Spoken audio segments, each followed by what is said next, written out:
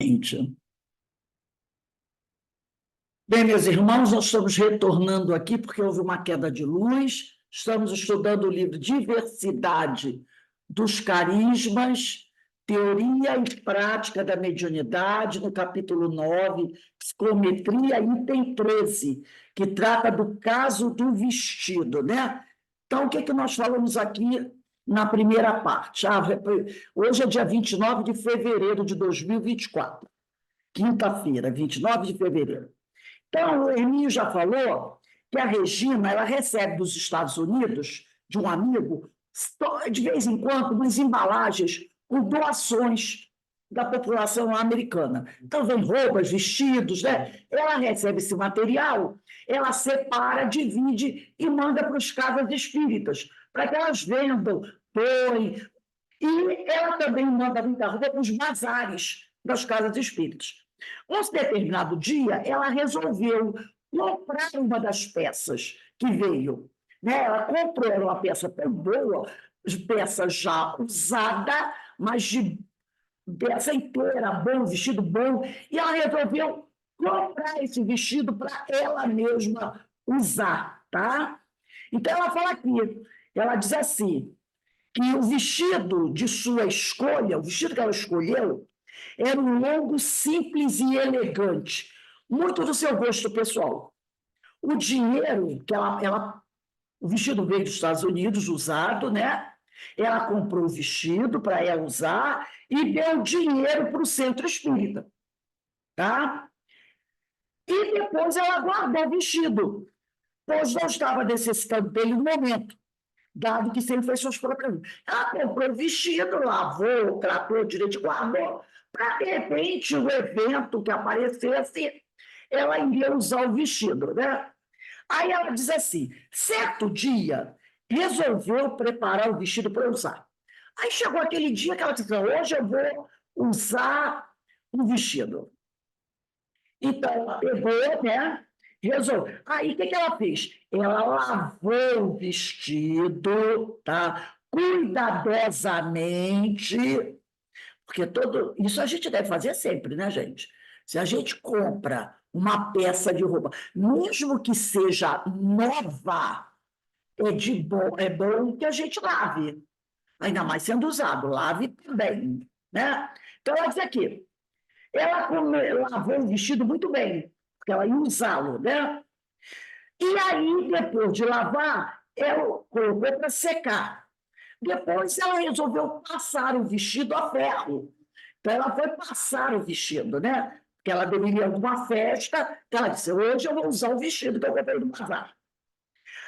Aí, quando ela começou a passar o vestido, depois de lavado, estando e seco, ela sentiu-se logo invadida por uma sensação de tristeza, que foi crescendo e dominando seu pensamento e suas emoções. Olha que troço interessante.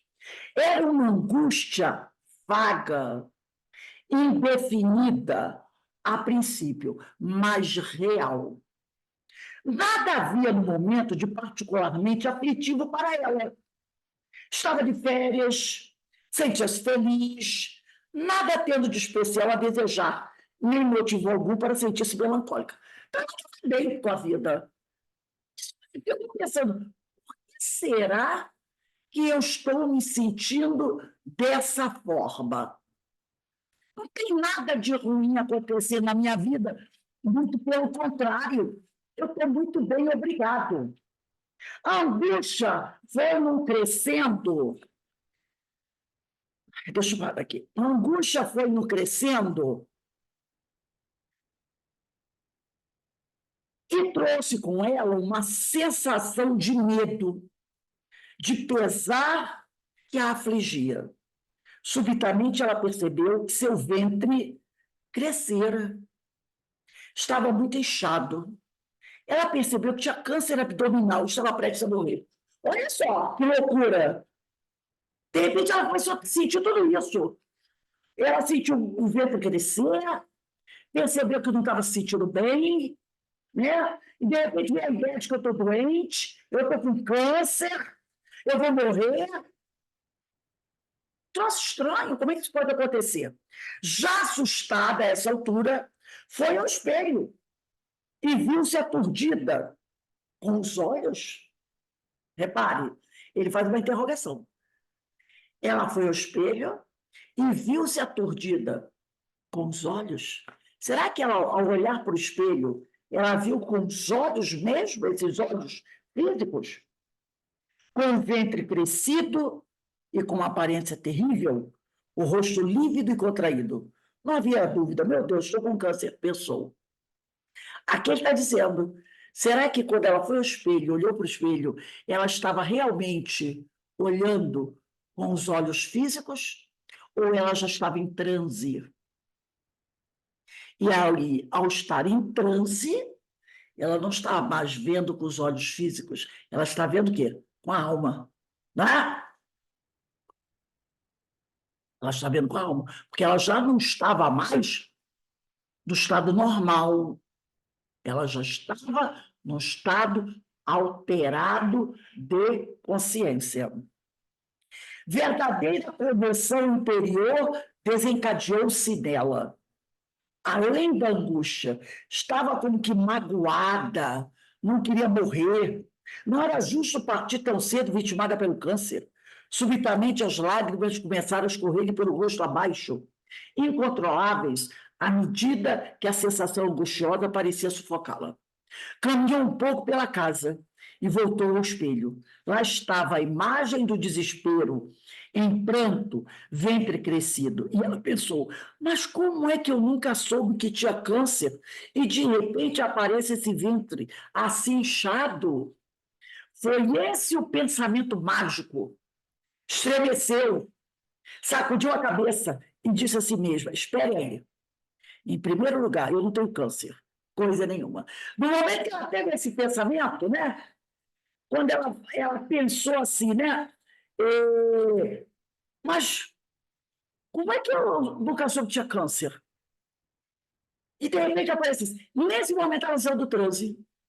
Nesse momento ela sai do transe. Porque com certeza ela estava em transe. Então, esse pensamento deu a tal da sacudida nela. E ela percebeu a verdade. Ela saiu do transe, né? E aí, afinal, e ela pensou assim, segundo, mesmo que eu tivesse câncer, não seria motivo para esse drama todo. Afinal de contas, morrer não é nenhuma tragédia. Olha como ela já estava, né? Mais evoluída. Mesmo que eu tivesse doente, não era razão para eu estar desse jeito, nesse estado. Não era mais razão para isso. Ela teve um pensamento que racional. Ela saiu daquela loucura, daquela agitação, né? Olha só, era como se estivesse saindo de um estado de transe. Então, ela tinha uma mediunidade tão, assim, espetacular, podemos dizer, que ela saía, ela entrava em transe, assim, de repente, sem nenhuma preparação. Passando a roupa, ela entrou em transe. Ela sentiu uma presença espiritual, mas não percebeu que estava sentindo uma presença espiritual, entendeu? Houve uma presença, algum espírito se aproximou dela. Ela não percebeu que ele se aproximou, ela entrou em transe e teve aquelas sensações todas, até que, de repente, ela para e reflete. E aí ela desperta desse transe. Então, ele diz aqui, era como se estivesse saindo de um estado de transe. Havia parado para pensar e começou a desdobrar o raciocínio na tentativa de racionalizar aquilo tudo. Afinal, o que estaria acontecendo com ela? Ainda há pouco estava se sentindo feliz, bem disposta, pensando nas coisas boas da vida, quando foi mesmo que a invadiu aquela sensação de desconforto que chegou ao pânico. Quando foi? Então, ela falou assim, quando foi que eu comecei a sentir isso? Quando foi que eu senti essa sensação de desconforto e que fiquei apavorada, com medo e cheguei ao pânico? Pacientemente começou a repassar as atividades do dia, analisando o estado mental e emocional ligado a cada uma delas. Ela ainda não tinha percebido quando é que a coisa começou. Acabou chegando, depois de muito pensar, por que isso aconteceu comigo? Acabou chegando ao momento em que passava o vestido a ferro. Percebeu, então, que fora ali que a tristeza começara. E foi de um crescendo que levando-a aos limites do desespero, após haver vestido aquela peça. O vestido. Não havia dúvida, era o vestido o causador de tudo aquilo. E ela botou o vestido. Ela tinha terminado de passar o vestido, e ela começou a pensar, o que me levou a esse estado? Aí ela pegou e vestiu o vestido. E aí ela reparou, caiu a ficha. Ah, foi o vestido que me deixou nessa situação.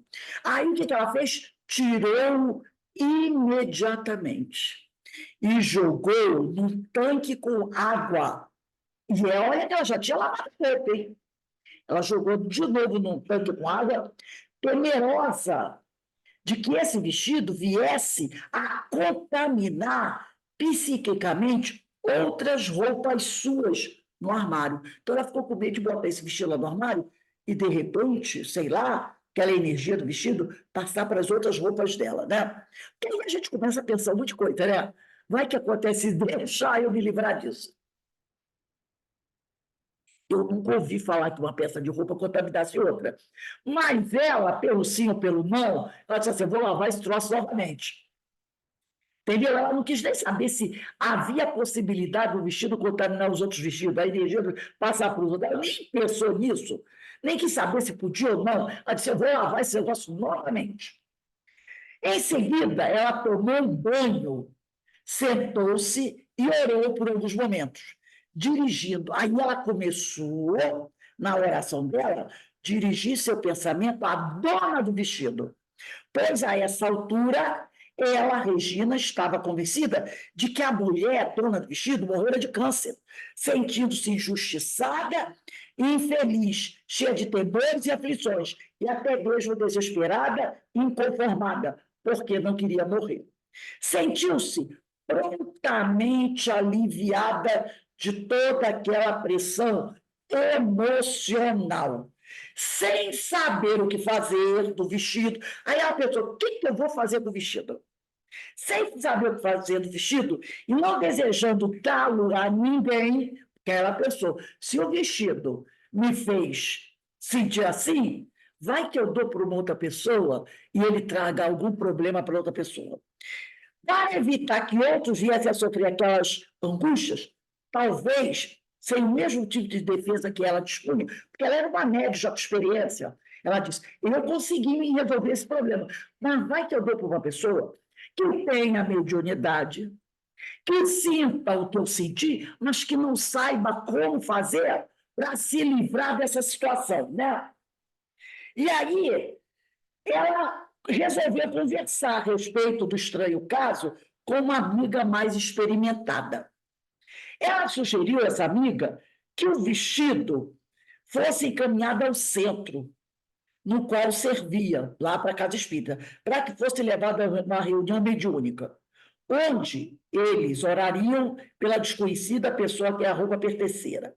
A sugestão de pegar o vestido, levar para o centro espírita, e botar o vestido lá na hora, em cima da mesa da reunião mediúnica, não trazia uma boa carga de convicção para a Regina.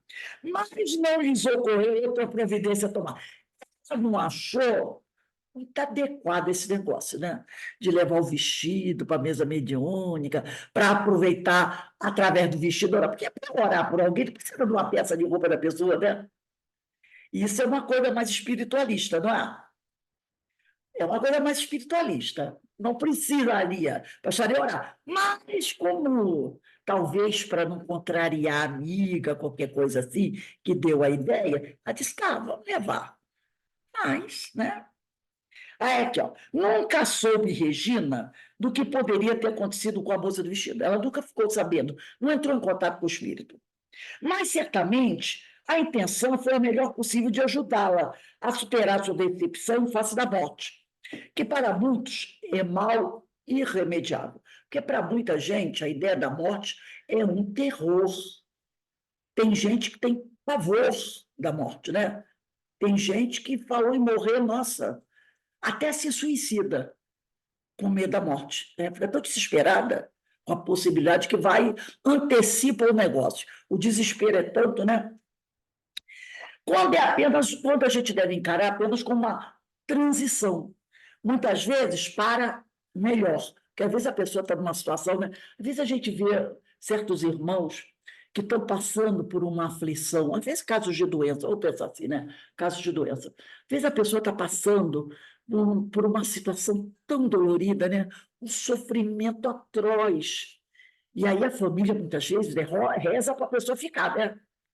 Reza para a pessoa ficar. E aí a pessoa morre. É lógico que a gente sabe que nem sempre morrer é descansar, não é? A gente sabe que nem todos os casos é, mas em alguns é. Mas em alguns é. Quando a pessoa já tem um certo merecimento, né? Já passou por aquele sofrimento todo ali da dor, da doença, em alguns casos, a pessoa dá uma descansada, né? Deixa a matéria ali, às vezes o espírito já tem muitas conquistas, né? Vai passar uma fase com menos sofrimento, né? Então a gente tem que deixar que seja feita a vontade do Senhor e não a nossa. Já que a gente sabe que não há mais chance de cura, porque dependendo da doença, você sabe que não dá, né? De repente, um câncer que já se espalhou pelo corpo todo, a gente sabe que não dá para curar mais aquilo. Então, que o espírito fique curado. Então, é ter um egoísmo da nossa parte, né? Querer que a pessoa fique ali sofrendo, sofrendo. Não, ela está sofrendo, está viva, está viva. Né? Então, às vezes, a pessoa tem esse pensamento. Então, a gente tem que encarar como uma transição. E repare que ela disse aqui, ela não disse sempre para melhor. Reparou? Ela não disse quando a morte é apenas uma transição, muitas vezes para melhor. Ela não disse sempre para melhor. Há casos que, dependendo do que a criatura fez, dependendo do que a criatura se comportou, depois que ela desencarna, a coisa fica pior do que aquilo. Não é? A gente sabe isso? Porque dependendo do comprometimento daquela criatura frente aos espíritos a quem ela prejudicou, que a gente chama de inferiores, eles estão muitas vezes aguardando que a pessoa chegue do plano espiritual. E aí começa uma outra história de muito mais dor e sofrimento do que ela estava passando aqui. Por isso que ela disse, muitas vezes para melhor, mas ela não disse sempre para melhor, que há casos que a gente sabe que o espírito sabe o que está esperando ele já e ele não quer morrer.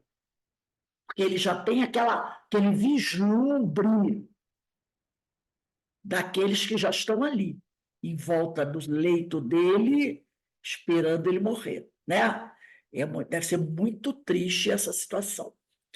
Por isso que a gente vê certas cenas, né, de pessoas que estão desencarnando, desesperada, gritando, eles estão aqui, quem são eles? Afasta ele. Porque ele já sente a presença daqueles seres que não são dos mais agradáveis ali. Mas aí cada um com a sua consciência.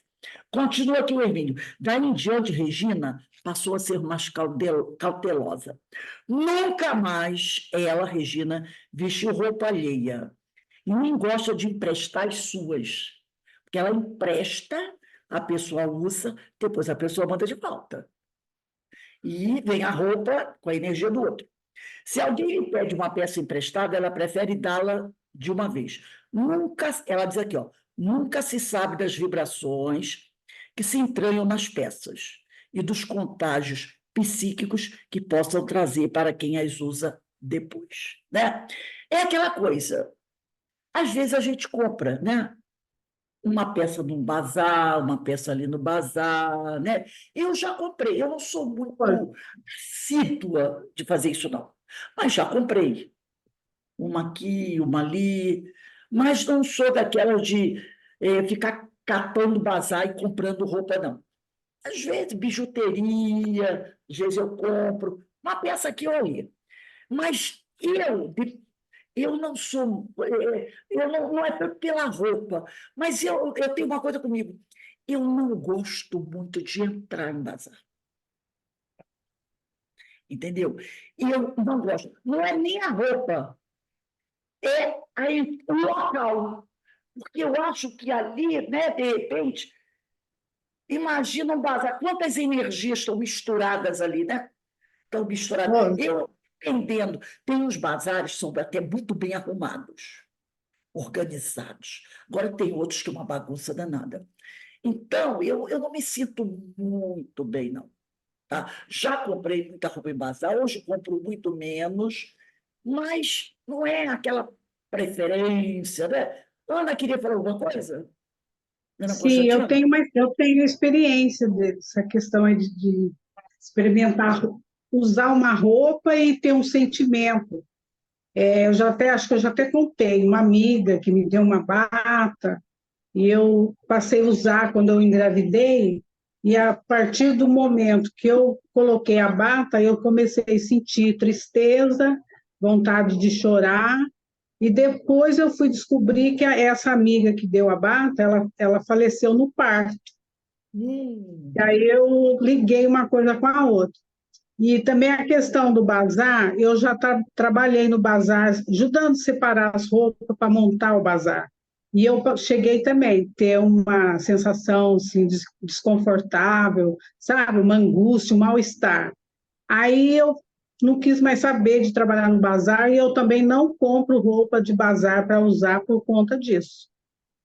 eu também não. Eu não sei, eu entro assim, eu não me sinto à vontade. Eu entro e saio rapidinho. Saio rapidinho, entendeu? Já comprei, Tem energia, assim. de vez em quando eu compro mais bijuteria, mas eu não sei. Também tenho as minhas reservas, né? E aqui ela Ô, está Rô, falando da questão olha energética. só, é, Fala, Verena. é interessante, né? Essa coisa do usado. Eu tenho certeza que a madrinha não tinha nenhum tipo de conhecimento desse tipo de assunto, mas ela sempre falava que ela não gostava de comprar nada usado, nem roupa, nem móvel, nem nada usado. Eu achava que era orgulho.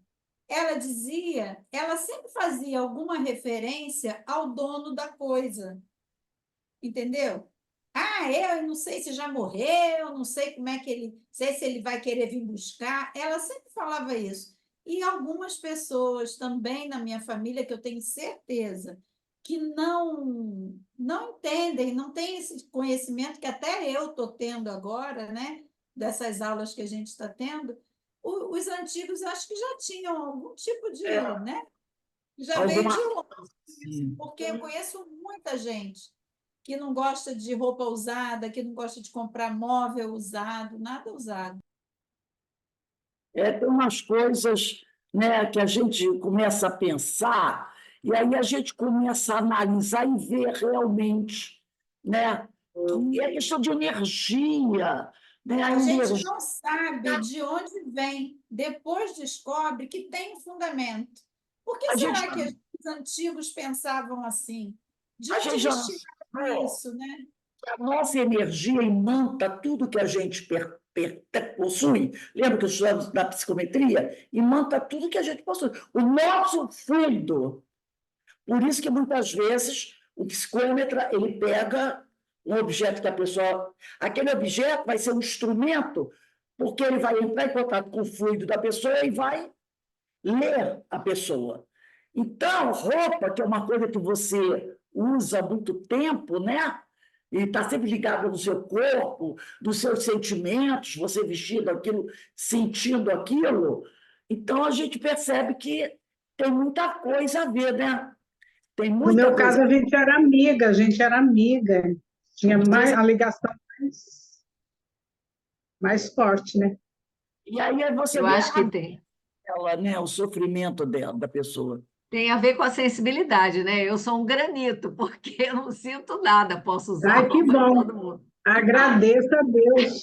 Sou um Mais uma granito, pedra, bem-vinda ao mundo das Eu pedras. também, eu tô com esse casaco aqui é da minha mãe. sou um Quando eu mineral, sinto daqueles bem saudades, brutos mesmo. quando eu sinto saudades da mamãe, eu coloco Você esse põe. casaco aqui, é como se eu fosse Ah, é? abraçada. Ai, É uma das gente. peças, eu fiquei com esse casaco para mim. Eu dei para toda a família uma coisinha, né? E o casaco, eu falei, não, eu vou ficar com esse casaco. Olha, é maravilhoso. E eu Faz sou parte. vira-lata, porque eu trabalhei em bazar a vida toda. A Rose sabe, a velhinha sabe, lá no CEOI, eu fiquei anos cuidando do bazar.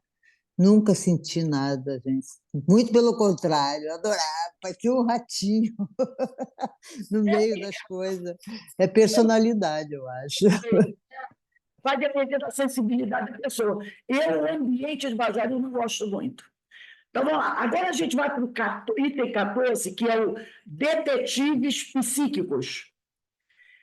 E o Hermínio diz assim: isso faz lembrar alguns dos famosos detetives psíquicos, dos quais cuida Colin Wilson, no seu já citado livro, e do que também nos dá conhecimento Jack Harrison, Pollack, em seu magnífico. Aí ele dá o nome aqui do inglês. Eles costumam pedir um objeto que a pessoa desaparecida tem usado, especialmente uma peça de roupa. As íntimas são as melhores. A partir do momento em que entram na faixa de sintonia, seguem inapelavelmente a trilha psíquica, até encontrarem a pessoa procurada, viva ou morta. Então, eles tocam na peça íntima da pessoa, entram em contato com o fluido da pessoa, seguem a trilha do fluido e chegam na pessoa viva ou morta. Às vezes, como temos observado repetidamente, o tempo interfere com os seus enigmas. Vejamos mais um destes casos, para o qual, aliás, nem foi preciso tomar nas mãos nenhum objeto sintonizador, bastou um telefonema. Um menino de 7 anos desapareceu em 21 de fevereiro de 1951, na Holanda. 3 dias após buscas infrutíferas da polícia, a professora do menino telefonou para Croisette. Ele começou a ter suas visões na hora. Vejam só o que ele informa. Vejo um quadro bem nítido da criança. Vejo barracas militares e um campo de tiro. O terreno é gramado e há uma pequena elevação. Vejo também água. Foi nessa água que a criança caiu e morreu afogada. Então, ele está vendo a água e viu que a criança caiu ali e morreu afogada. Ele ainda está lá. Seu corpo será encontrado por um homem pequeno, por um homem num pequeno barco. Então, o corpo vai ser encontrado por um homem num pequeno barco. Esse homem usa uma fita colorida em torno do boné. Quem vende em Shed, lugar onde a criança vivia, para o Trash, esse local à sua esquerda da estrada, onde se depreende que Croisette viu todo o cenário da tragédia. E mais o passado. Ele diz aqui, ó, o menino caindo na água e se afogando. Então, quando ele foi chamado para ver, olha só, a professora do menino telefonou para ele. Quando a professora telefona para ele, o menino já morreu. Já tinha morrido. Percebeu? O menino já tinha morrido. Ele tem uma visão, primeiro, do menino caindo na água. Passado. Ele tem uma visão do presente. O menino ainda está lá. Ainda está lá.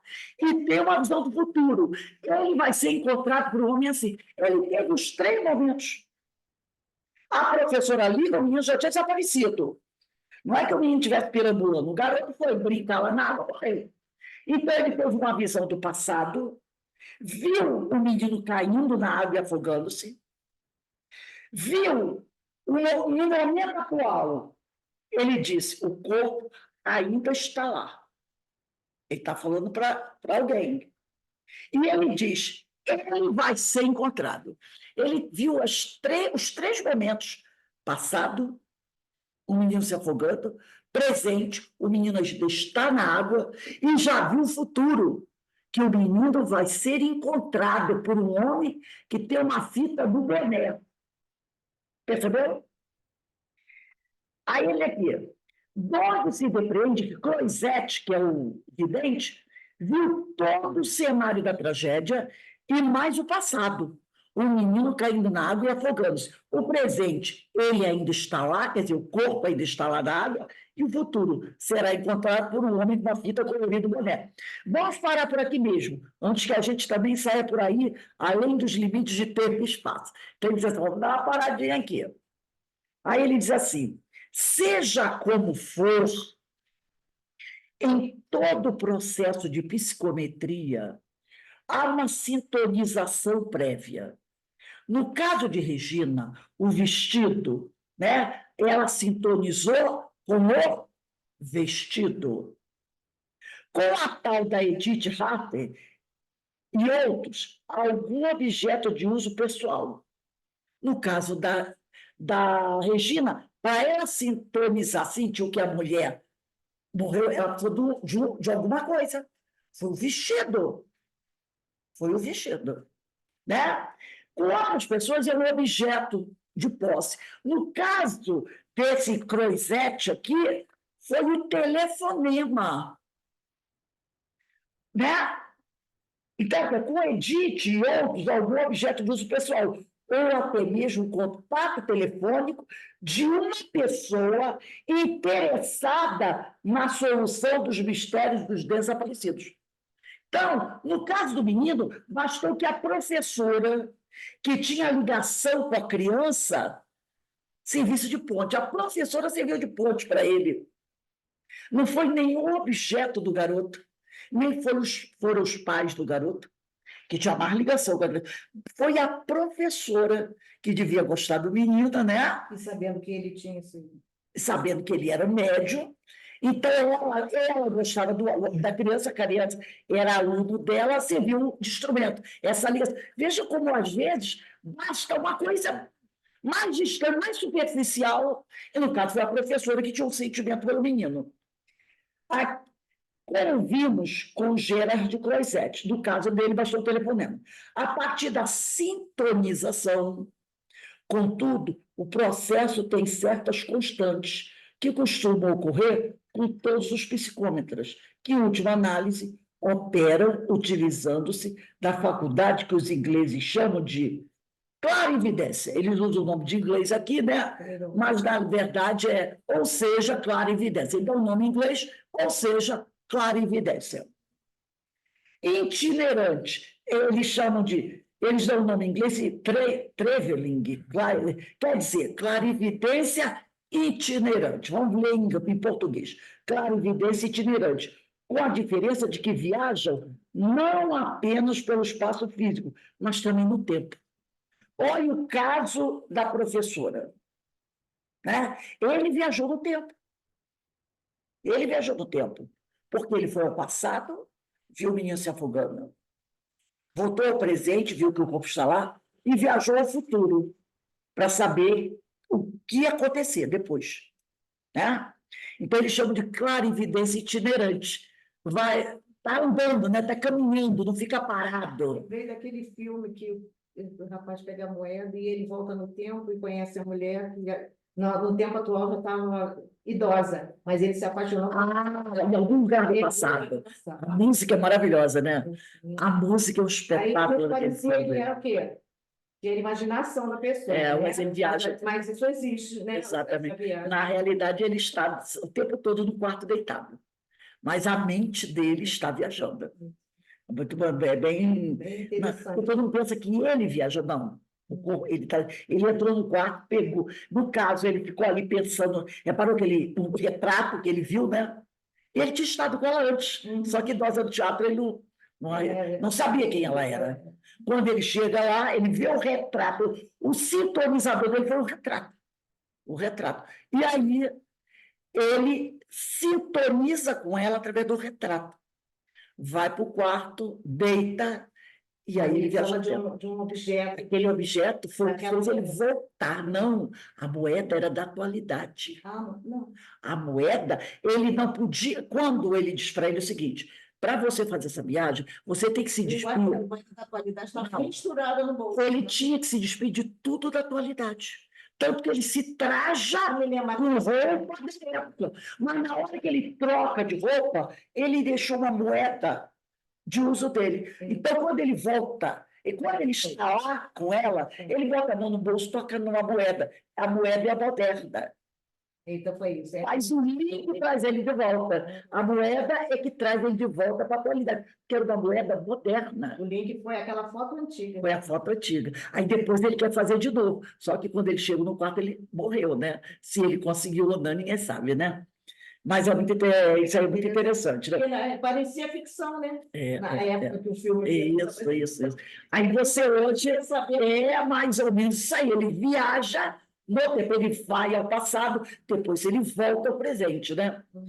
Então, diz aqui, a partir da sintonização com tudo, o processo tem certas constantes que costumam ocorrer com todos os psicômetros, que, em última análise, operam utilizando-se da faculdade que os ingleses chamam de clarividência itinerante, com a diferença de que viajam não apenas pelo espaço físico, mas também no tempo. Lembra que nós estudamos aqui no livro dos médios, no livro dos Espíritos, que os Espíritos até puxavam de orelha do Kardec, mas eu já não falei que é o Espírito que viaja do tempo, é o Espírito que vai de encontro ao objeto, que o corpo fica lá, é o Espírito que vê. Então, itinerante, porque o Espírito sai do corpo e vai àquele lugar.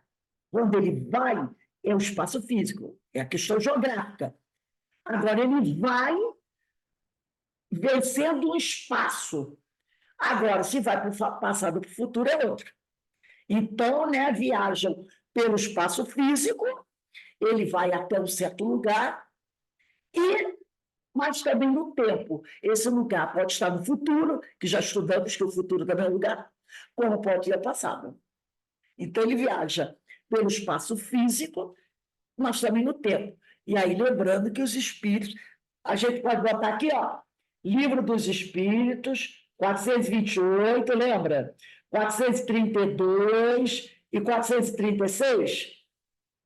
Lembrando aquela puxada de orelha violenta do Kardec, dos Espíritos do Kardec? Mas eu já falei para você que quem vai é o espírito, né? Então, ele diz qual a causa da clarividência sonambúlica, a 428. Já o dissemos, é a alma que vê, né?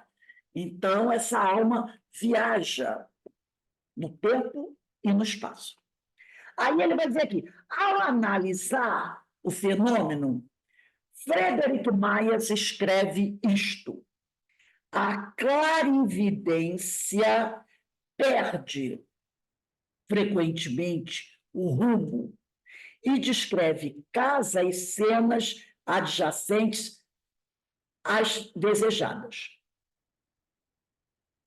De repente, como se literalmente recuperasse pelo faro a trilha, como se encontrasse um lugar onde tenha estado a pessoa de quem ela está à procura. Ela segue a pista com maior facilidade, descobrindo, aparentemente, tanto os eventos passados de sua vida como circunstâncias presentes. O processo lembra com frequência o cão, que, se abandonado longe de casa, acaba encontrando o caminho de volta, a princípio hesitantemente, usando não sabemos que estilo.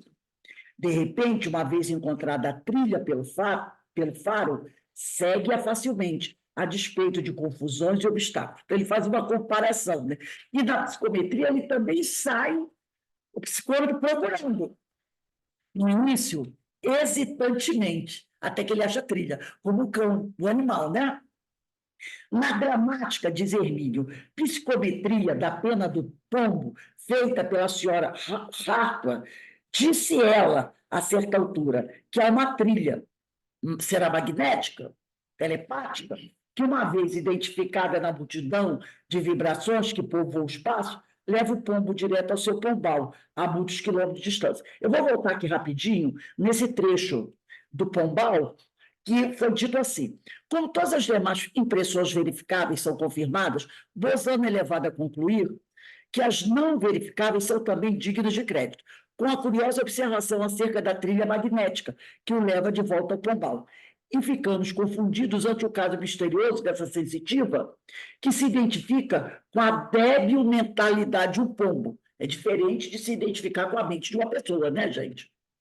A ponto de viver a sua vida e experimentar as sensações, percepções e sentimentos emocionais ou afetivos que angustiavam aquela minúscula personalidade na trajetória do seu retorno ao pombal. E veja bem o leitor, tudo isso ela conseguiu seguir a trilha, seguir o mesmo caminho do pombo, tendo as sensações do animal a partir de algo recebido dentro de um envoltório inviolável que, em princípio, ela não sabia que continha uma simples pena de ave. Deram para ela uma caixa fechada. Ela botou a mão na caixa e fez o contato com a débil mente de um pombo. E conseguiu viver, né, experimentar as sensações do pombo. Olha que psicômetra fantástica. Que coisa fantástica, né? Como nós já vimos aqui, há vários tipos de psicômetros. Alguns mais sensíveis, outros menos sensíveis. Vai depender também da evolução do espírito, né? Aí volta o Hermínio pode dizer aqui no último parágrafo. O que nos fascina e nos leva a investigá-lo, até decidir os seus enigmas, é exatamente o fato de ser misterioso. Isso tudo é muito misterioso. São os estimulantes que nos excitam a inteligência e os poderosos magnetos que nos arrastam na direção do conhecimento. A vida seria uma insuportável pasmaceira não fossem seus enigmas e mistérios. Eu posso dizer isso de caso pensado, gente. Gente, eu adoro o mistério, eu adoro um enigma, eu adoro um negócio desse. Por exemplo, esse assunto psicometria nunca me chamou tanta atenção. Antes, né, já estudei, já passei por esses temas, mas nunca me chamou tanta atenção. Mas agora, estudando com o Hermínio, como isso chamou a minha atenção? Sabe? Porque, realmente, se a gente for analisar, meu Deus do céu, que coisa extraordinária, né? Que coisa extraordinária. Realmente, não é para qualquer um, não. É uma coisa assim Eu maravilhosa. tive uma conhecida nossa na mesa mediúnica, uma médium, agora eu sei que ela é psicômetra, então ela contou uma vez para a gente que ela descobriu, ela estava desconfiada do marido, que ele estava traindo ela, aí ela descobriu como. Ele ligou para ela contando, ele ligou para ela, olha, eu vou, sei lá onde, trabalhar, sei lá o quê. Aí ela disse, é mentira. Ela foi até lá, quer dizer, ela foi onde ele estava, que não era o lugar que ele disse que estava, e encontrou ele com a outra. Nossa, E aí ela desvendou, ela conversou com ele depois, mentira, você estava lá, eu te vi e tudo. Então, é exatamente isso. essas Ela se coisas, transporta lá, olha só, que olha coisa só. extraordinária. Realmente, uma coisa. Que perigo, hein? Que perigo. Gente, no futuro, quando nós estivermos mais evoluídos, com o Vai domínio ser maior dessa assim. mente, tudo isso a gente vai usar. Vai usar para o bem, logicamente. Ainda terão aqueles que usarão para o mal. Ainda terão aqueles. Ainda existirão aqueles. Mas será em número maior. Mas no futuro, já mais evoluído, num planeta mais regenerado, todos esses fenômenos, todas essas faculdades humanas serão usados para o bem. Serão usados para o bem. Psicometria, claro, e audiência. A gente vai usar tudo isso para o bem, para ajudar as pessoas, entendeu? Todas essas faculdades não desaparecerão, continuarão a existir em nós, porque fazem parte de nós. e serão utilizadas para tratamento de cura, para ajudar as pessoas, serão utilizados para tudo isso. Por isso que a gente tem que estudar. Quanto mais a gente estuda e conhece, mais rápido esse processo vai acontecer. Entendeu? Então, que a gente tem que estudar muito isso mesmo. Porque mais rápido a gente vai utilizar essas faculdades que são nossas, mas que nós não conhecemos ainda. Estamos conhecendo agora. Então, semana que vem, dia 7 de março, bota aí 7/3, nós vamos entrar no capítulo 10, Déjà Vu. Maravilhoso esse capítulo, gente. Déjà Vu. Tá bom?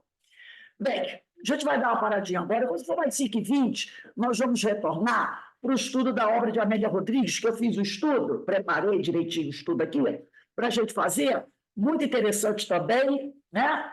Então, a gente vai vendo que todos esses temas, né? Quando a gente está estudando o Livro dos Espíritos, percebeu que a gente está linkando com psicometria, clara e audiência, um monte de coisa. Por que isso? Porque como a gente está estudando, essas coisas a gente vai compreendendo melhor e vai sabendo como vai aplicar.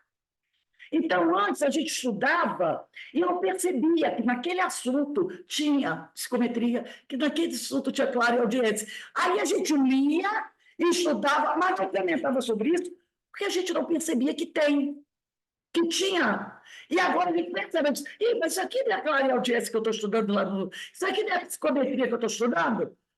Aí você percebe. Por quê? Porque você já está conhecendo as coisas. E aí o negócio vai fazendo os tais dos encaixes. Você vê agora, a gente estava estudando, mas já fez encaixe com o Livro dos Espíritos, que nós estudamos. Né? Lembrando que o Espírito deu aquele puxão de orelha, né? No Kardec. Questões? 428, 432 e 436. Quando ele chama a atenção, né? Ele fala, você não percebe que a alma que vê? Então, ele está falando o quê? De clarividência sonambúlica, que é o que a gente está estudando. Então, a gente vê como a gente vai compreendendo melhor as coisas, porque os estudos vão se encaixando aí, né? Isso é uma maravilha, né, gente? Graças a Deus. Porque aí a gente vai acelerando o processo, né? A gente vai acelerando o processo. O Alexandre conseguiu achar a Diversidade dos Carismas em PDF. Ah, É, eu fiz o livro Ana Nascimento em PDF. Eu tenho ele em PDF. não sabia. Aí. Então, Eu tenho. por exemplo, a minha irmã não tinha, ela acompanhava ele. Ah, não sabia. Se não falasse comigo, a Ana Nascimento, eu fiz os 2 livros para ela. Ela estuda pelo. Eu imprimi e dei para ela. Eu dei para ela. Bem, gente, nós vamos dar uma paradinha agora, tá? E a gente está só na metade do livro, né? Está só na metade. Ainda tem muita coisa boa. Então, quem precisar do livro em PDF, me pede que eu mando, tá, gente? Eu agora também tenho. Eu tenho PDF, eu mando direitinho, tá bom para vocês? Se alguém não tiver... Porque quando o livro estava aqui e eu estava estudando em casa online, o livro está lá no celular, Tá. eu ficava só... Ah, sim. Se eu soubesse de quem não se comunica, né? Então, gente, vamos dar uma paradinha agora, agradecendo a Deus essa oportunidade de estarmos estudando, conhecendo esses temas tão importantes, né? E voltando a outros temas, como ontem nós voltamos ao perispírito, né? E abordamos isso, são temas que a gente tem que estar sempre indo e voltando, e toda vez que a gente volta, a gente vai encontrando coisas, né, novas, ou melhor, coisas que nós não tínhamos percebido antes. Né? Então, agradecemos a Deus essa grande oportunidade. Vamos dar uma paradinha, daqui a 20 minutos a gente retorna para estudar a obra de Amélia Rodrigues, Primícias do Reino, que é fantástico, né, gente? Falar de Jesus é uma coisa maravilhosa. Então, vou dar uma paradinha aqui.